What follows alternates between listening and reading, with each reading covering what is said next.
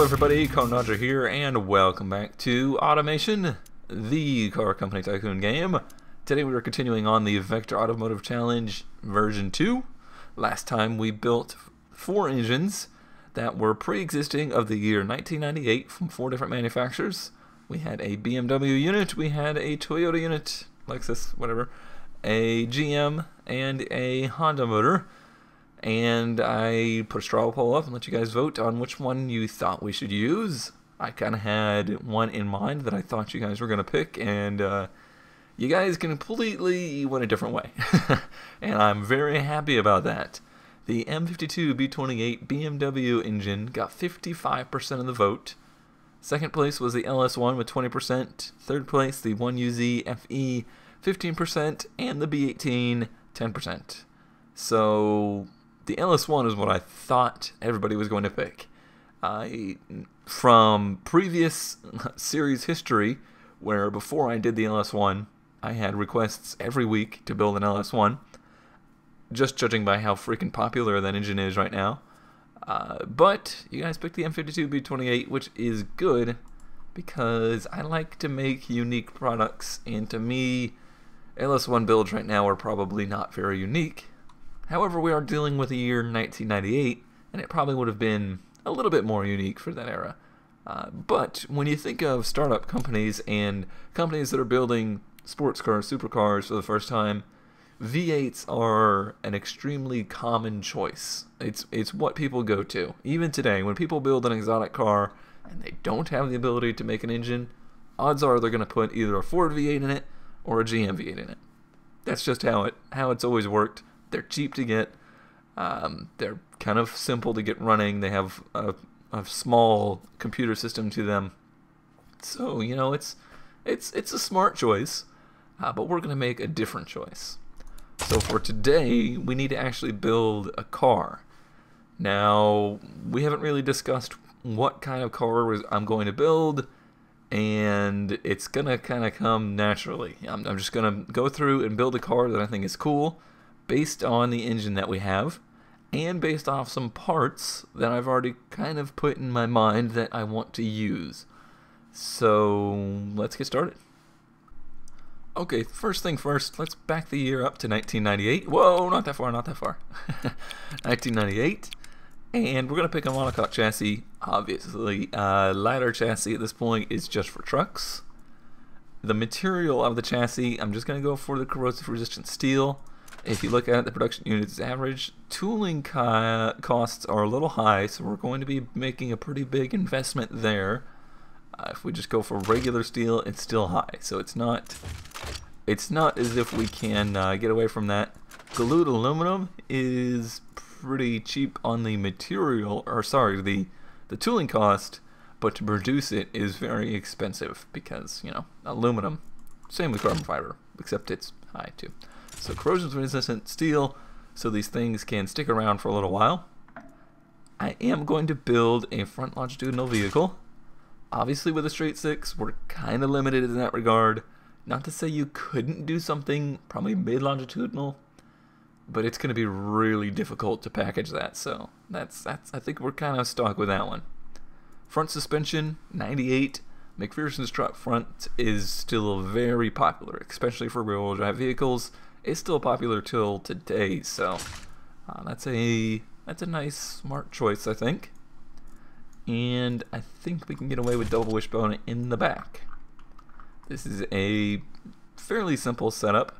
You can see here the production units are high for that, but this is going to be a low production vehicle, so cost is not really too big of a factor right now. We're not trying to be cheaper than the cars we're trying to compete against. We're trying to fill basically a market that doesn't exist right now.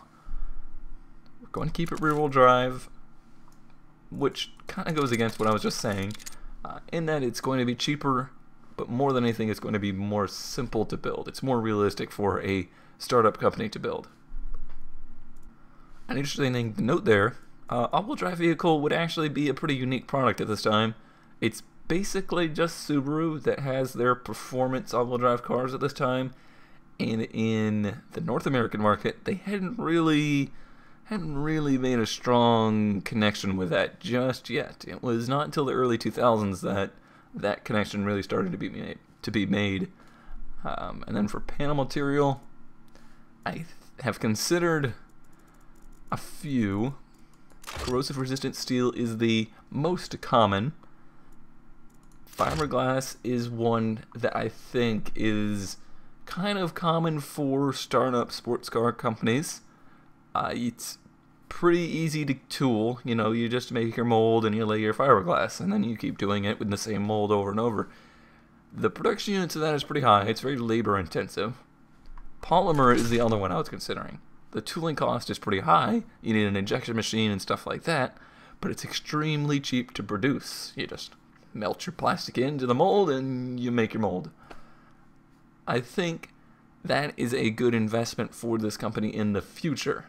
So I'm going to go ahead and choose to spend our imaginary money on the tooling to make polymer panel materials. Maybe we'll go over to Saturn and borrow some of their molds, and we'll use this because we get to make this car lower weight and have an extremely high environmental resistance, even if its safety aspects aren't quite as high. We can make up for that later. Alright, so what body do we choose? Now, as far as rear-wheel drive platforms, there's not too many to choose from. I haven't said or stated that it's going to be a coupe, so we can keep that kind of in the air as we're looking through here. This is the typical four-door chassis. The problem with going with something like this is we're going to be competing against the car we're stealing the engine from. We're going to be competing against things like BMWs, competing against things like Lexus, who were making four-door rear-wheel drive cars at this point. And I don't know that that's really the market we should be trying to, should be trying to sneak into. As I kind of mentioned before, the market we're trying to sneak into is the one that died in 1998, and that is the GT big luxury rear-wheel drive sports car kind of category, but we're going to do it in a simple and cheaper way than the throw every bit of money and technology at this thing as we can and make it super expensive. That's what we're trying. So let's look through here. There's not a whole lot of bodies to choose from as far as that goes. There's the large version like this, and I keep messing that up. The button's over here. This is all changing very soon, and I cannot wait for it. Then there's the small one. I've built a lot of cars off of this platform, and I apologize for that, but I have something interesting to put on here that will make it different than previous ones I've built. But let's modify this body mold a little bit. Let's lay that windshield back, sort of hatchback it out. Let's actually shorten the tail a little. Yeah, something like that. Just gives a little bit of that European kind of look. The front, you don't have too much to do. You kind of flare it out a little bit so you get that downward slope for the grille, which will look kind of cool.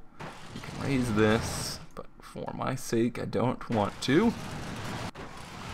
I want it to be a little bit angled up. Alright, we'll go with that. And the color wheel will be changing soon. Well, we'll get a color wheel instead of picking all of these colors, which I don't really love any of these colors, to be honest with you. None of them really speak to me. Green? I haven't really built any green cars. Let's do that. Alright, so here's the big surprise. I have, in a very strange spot, something that you all know I have been waiting for. Ta-da! Pop-up headlights.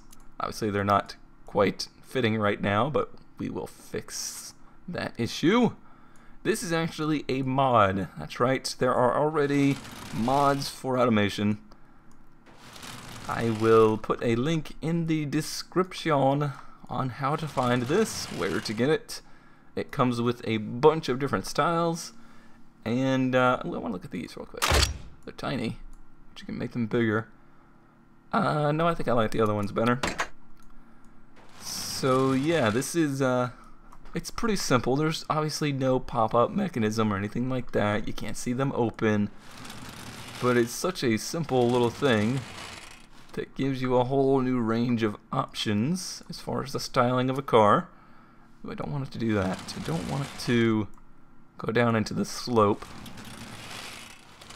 So we'll make them kind of short. They'll have to be a very steep angled look. Maybe a little wider. About that. Almost getting up into the wide Firebird look of this era. And that is one thing to keep in mind, is that pop-up headlights are still legal and somewhat common in '98. Not anymore though, which is sad. Alright, well that was the big thing, but there is also some other cool grills and such in here that you can see. I will pick some of those, do that in a little bit of a montage, and I will come back to you.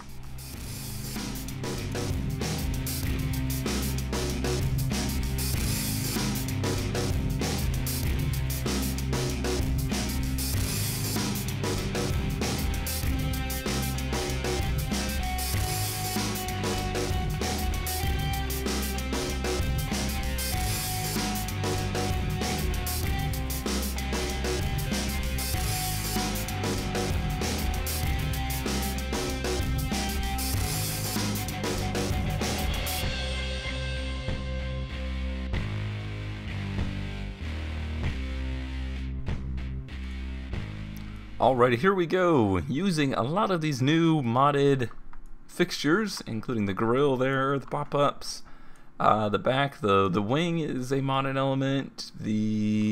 Let's see, oh, the dual overhead cam logo is a modded element. I think that is it. Kind of looks back on the era of this style of car, so maybe a little bit dated for '98, but that's also, I'm going to rationalize here, but that's also kind of a common thing for startup companies, for their initial design to be something of maybe a few years prior, but taking all of the good elements of that era and putting them into one car. And I think that's somewhat of what I've got here.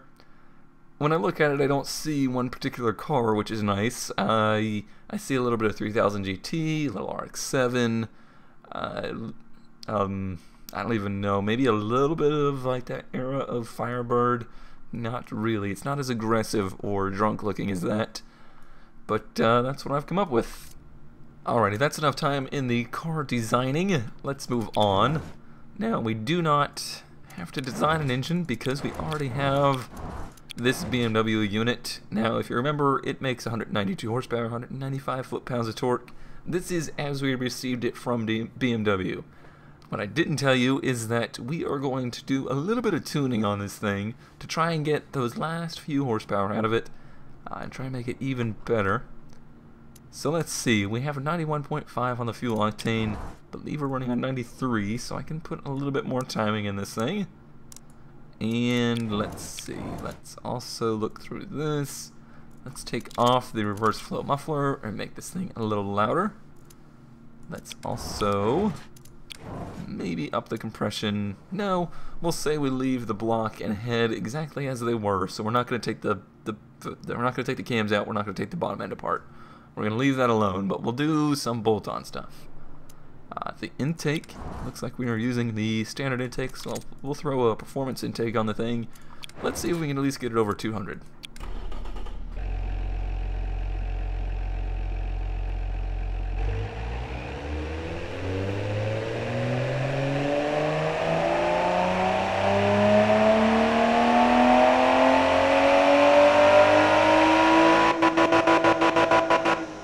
Well, we got it to 200. Let's see.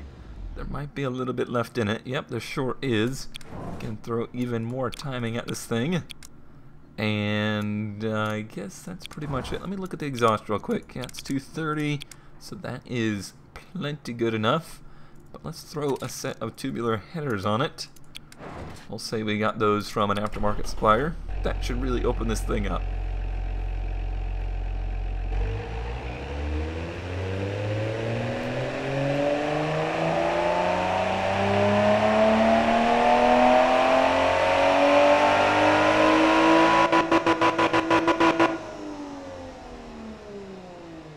not too much more in the power front. We did gain some torque though, which is nice, and increased the responsiveness and dropped the weight pretty significantly for minimal cost. So I think that is a pretty good starting point. 200 horsepower, 200 foot-pounds, and who knows, if this car is a success, maybe we'll be able to do some more with this engine in the future. So let's continue on. We have chosen that engine. It is in the car at 200 horsepower. We're going to put a manual box on it. Let's see, I believe the BMW would have came with a 5-speed in this era, so we're going to use their transmission. Let me actually do a little bit of research real quick. That is one thing I didn't consider. Alrighty, yes indeed, it was a 5-speed in this era, and the car had a top speed of 150 miles per hour. And look at that, our estimated top speed, 149 miles per hour, so we're probably going to be pretty close to realistic on this gearbox. The spacing might not be identical, but should be pretty close. We'll give it a little bit of overdrive to save face on some economy figures. Let's get second gear up to 60 miles per hour. That should do it. This is 75 here. Yeah, that should be good. And I'll adjust this as needed later on. Here's one thing I did consider, and that is the wheels. So the wheels at 98, we hadn't really hit that revolution of upsizing the wheels just yet, but 17s are starting to become a little bit more common, and if we borrow more from the BMW factory, you can get some 17s. They had 17 by 7.5, which isn't particularly wide, but you could easily get a, well, I didn't think it was very big on this car, did I? But you could easily get a 225 on these wheels. And I think that would be, I think I would need to actually increase the wheel diameter. Those look a little skinny, especially for 98. Yeah, I think that's a pretty realistic looking setup. I don't think I want that much stagger in it, so maybe a 205, 215 will be just fine. I didn't increase those fenders at all, so that's gonna be a problem in the future. I'll worry about that later. But as far as the compound goes, we'll go with sports compound because we're not as worried about the long-term, you know, kind of everyday daily driver setups as the big manufacturers are, so we can afford to put some more commonly replaced tires on there. All ready for brakes. We'll go with some 2 pistons up front, and we'll use those big wheels to most of their potential. So I'll have some really big brakes on there, especially for the era. On the rear, we'll go with the regular 1 pistons, and with just a little bit smaller of a disc in the back. That should do it. And I will balance this as needed later on. Moving on to the next screen, under tray we'll do a we'll do a semi-clad setup. So we'll clad up the engine bay and stuff like that. Cooling airflow, we don't need quite that much, so we will back that down. And then the aero inclination of the wing and the front splitter, I'm going to have just a little bit. Not a whole lot though. They're just barely going to make an impact. Maybe even just to barely cut the lift. So we'll see. It's another thing I need to adjust later on. So we'll be a 2+2. We're going to do a... I'm tempted to choose that handcrafted interior, but look at the cost. 5,000. No, thank you. How much is the Superlight? 1,800. Let's go with that.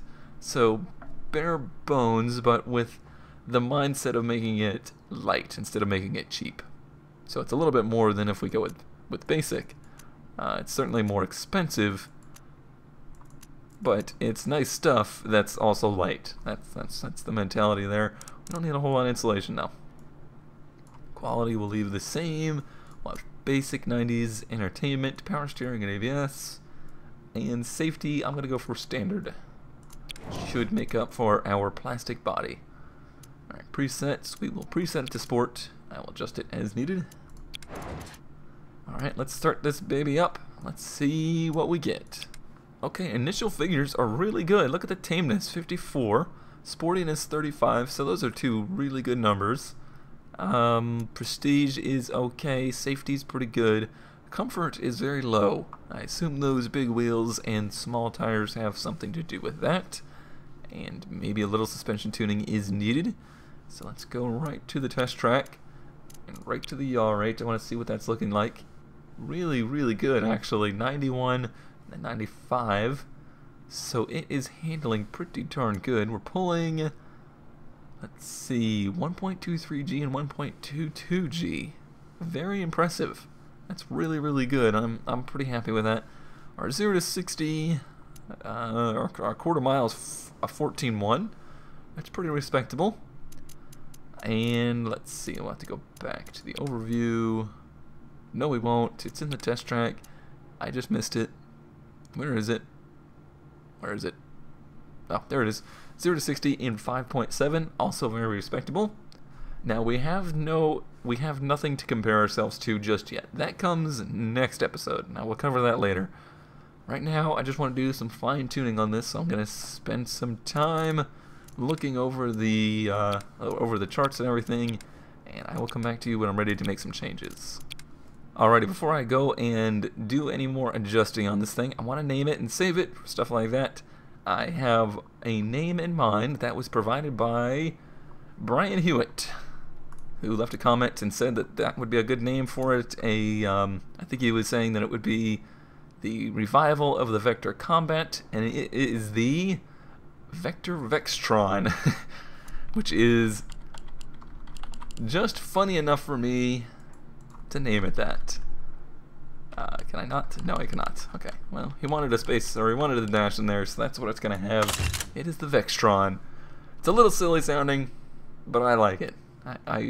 When I read it, I was like, yep, that's what I'm picking. I'm not even going to think about it anymore. I hate naming cars anyway, so I was totally okay with it. Alright, so let's move on to doing a little bit of tuning. So I noticed the sportiness could probably need a little bit of a bump versus the tameness for what we are going for. And it does this crazy thing where it always puts way more spring in the back. So I want to try and put a little camber in the front and a little bit of spring in the front, just to see. Oops, I gotta test it first. Alright. And increase, yeah, we got some increase in G and stuff like that. Let's look at the detail stats. Sportiness came up a little bit, not a whole lot, but it did increase. It is bottoming out, so that is a reason for it to be losing comfort. So let's go here and increase the ride height just a little bit. Start it, test it. Detail stats. There we go. Brought our tameness up, brought our comfort up. Still bottoming out a little bit though. So let's change that even more. This will hurt our sportiness a little bit, I think. Yeah, it's hurting it a very small amount, but it's overall increasing the total points even more, so it's worth it. Now it's just barely bottoming out. Totally cool. Alright. Driver height, that actually helped the driver height somehow. I'm not really sure if that would make that much of a difference, but okay. Wheel spin is an issue. 8.4 on the negative side there. Not too much I can do about that. Let's try and give it a little bit more gear spacing. Make that first gear even longer. Let's see what that does. Should help our 0 to 60 as well. Alright, helped us out quite a bit. Got rid of a lot of wheel spin actually, and let's go to the test track. Did not hurt our 0 to 60 or quarter mile very much at all, so that's all good news. Good news indeed. Sportiness still needs a little work though. So let's go to suspension. Let's see about maybe I mean it's not having oversteer in any way, which is surprising. I don't want to go too crazy with this camber. I don't think it really needs any more rear stiffness, so I'm a little bit confused as to what to do there. I know it has the stagger in it. It's got narrower tires in the front and the back, but I kind of want to keep that for that acceleration. That did give us a nice little bump in sportiness. Let's go to the test track and see. Yep, we're just getting more and more grip out of the thing. Alright, I think I'm pretty happy with that. Let's save this guy. And before we do anything else, we need to run this thing around the airfield track and see what kind of time it puts down.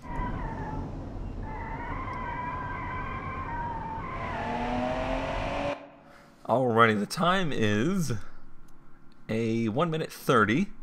Not terribly fast, but not awful slow. I did notice one thing as I was sitting here staring at it. We are making lift in the front and downforce in the rear. That will have an impact on that understeer we have. However, I want to keep it that way because I don't want this to be a car that is dangerous to drive, something that is just fun to drive. And I believe that's the setup I have it at right now. When we're pulling 1.24G, I don't think we really need to worry about getting this thing to stick any more than it does already. Let me look up the times on the power lap chart real quick. Power lap chart. I should have this favorited by now, but I do not. Okay, so 130. Is that what it was? 130 flat? 130.2. That put us in the neighborhood of things like the Ford Shelby GT500, WRX, the Monaro VXR, let's see, DB7, R32 Golf. So yeah, that's pretty darn good company. I'm looking on here to see if I see anything from this era. It's faster than an E46 M3, so I'm thrilled with that. That is a really good time.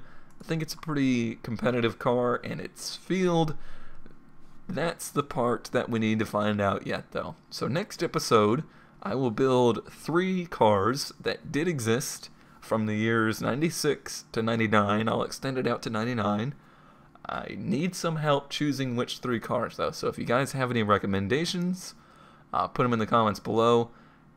The only stipulation is really that it can't be a V6 powered car, which kind of is a bummer because there was a lot of V6 powered cars in this era, but we just plain can't build them, so I can't use them to compare with. So that is the task for next episode. I will also be doing some research and finding out which cars we should compare it to and stuff like that. So I look forward to that next time. Thanks as always for watching, and I'll see you in the next one.